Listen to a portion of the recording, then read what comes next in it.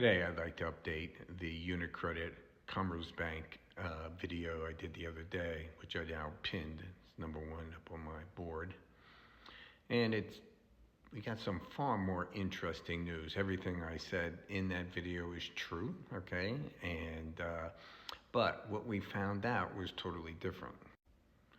So first, this sale of shares that Unicredit bought, they were part of a group of banks' shares that were put up for auction, very important part, okay, by the EU, okay, who guaranteed during the Great Financial Crisis, remember, everything starts with the Great Financial Crisis, and where the governments took a piece of their banks so they wouldn't go bankrupt, even though they bailed them out 100%, we only took a small percent, and now they're selling off their small percent. And as you can see, the third from the bottom here is Commerzbank. So now the news in the Financial Times today that says that Berlin, the German government, was blindsided after JP Morgan asked Unicredit to bid for the Commerzbank stake. Okay, so what's going on here? One, Orcel, who's the head of Unicredit, had taken a position in Commerzbank through derivatives of about 4.5%. This follows the Ackman strategy, because at 5%, you have to tell the government that you took a position in a stock, okay? So it has to become public knowledge once you hit 5%. And Ackman last year, the year before, had gone over 5% using derivatives and claimed to the SEC that it was derivatives and he didn't have to say anything, and the SEC said, oh, yes, you do. And so Commerzbank was at 4.5%. They were under the 5%. So this was a bidding process, an auction, okay? And part of the EU rules is that you can't discriminate against anybody who bids, okay? And it seems that we've had different banks representing different clients. So we had JP Morgan, who was advising the government who advised the government on the 4.5% sale to Unicredit. And you had Goldman Sachs representing Unicredit. And what it is the Berlin government said they did not know that Commerzbank had a 4.5% stake, okay? And by the way, the German government still has 12%. You can stop and read all this if you want. But basically, the German government says they don't know about the 4.5%. They did not know Unicredit was bidding on the Commerzbank 4.5%. Or they would have tried to not sell it, but again, the EU rule says they can't do that. They could have sold it to some asset managers, and this is what they claimed they would have done. And so you can see here, Unicredit thinking that it had expressed interest in purchasing the shares to representatives of the German government in advance of the auction. And they also said that Orcel had accumulated 4.5% to the derivatives. Senior officials in Berlin were told late in the process on Tuesday night that Unicredit was bidding and held an existing stake. So there seems to be a disagreement there.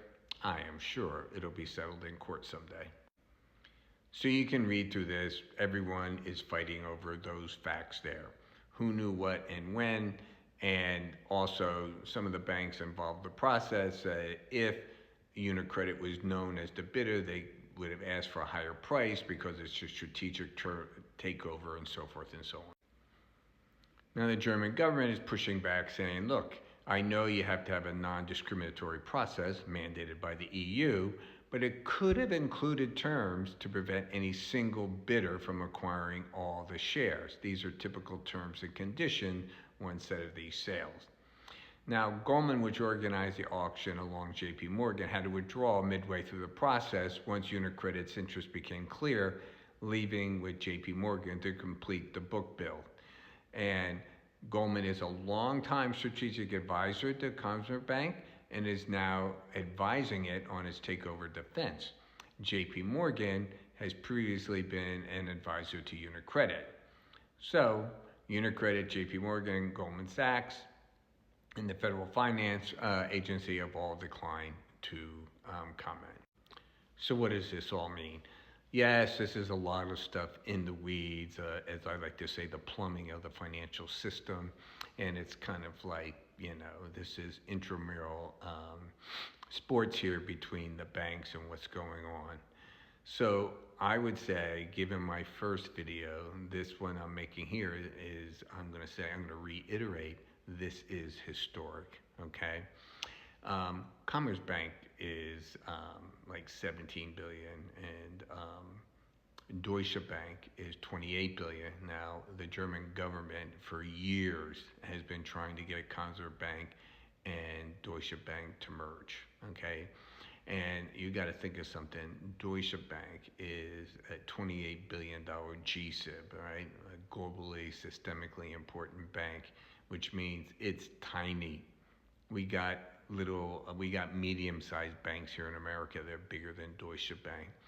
And Deutsche Bank is saddled with just an incredible amount of bad paper beyond, basically, if the street did not believe that the German government backed Deutsche Bank, I believe, just wouldn't survive.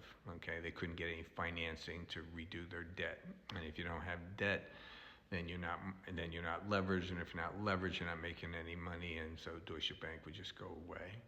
And they were hoping that Commerzbank would bring additional capital to Deutsche Bank so that they could continue to lever themselves, make more money, pay off their bad debts, blah, blah, blah, blah, blah, blah. Okay? Not happening, all right? And they tried this for years. I mean, I'm going to say 5 years. I'm going to say it's longer than that, but at least 5 years. And they've never been able to make it happen. So, what happens from here? Like I said, Orcel is no dope, okay? And, very interesting that a European bank used Ackman's strategy to accumulate 4.5%. Now they're at 9%, and they're the second largest holder behind the German government, and the German government needs the money, and they are going to sell the other 12%. So now the question is how do they do this? And it's going to come down to, are we on the brink of the European Union finally admitting that all the states underneath the EU operate on their own and can stop any kind of takeover, right? Can't take over my airline, can't take over my railroad, can't take, all the states. Then you have the EU, obviously they have a pan-European point of view, and obviously Europe would be much stronger if they were integrated. But that's up to the Europeans. There are plenty of people against it. They have to make up their own minds, okay? So, given the finances and given the issues that Europe is in, I reiterate again that the reason that I believe that this is an historic moment, and this will go through, okay, and many more after it, is because Europe is in real trouble economically. And we're going to come back and do a video on Europe. I hope to join you, but like and comment, and thank you for listening.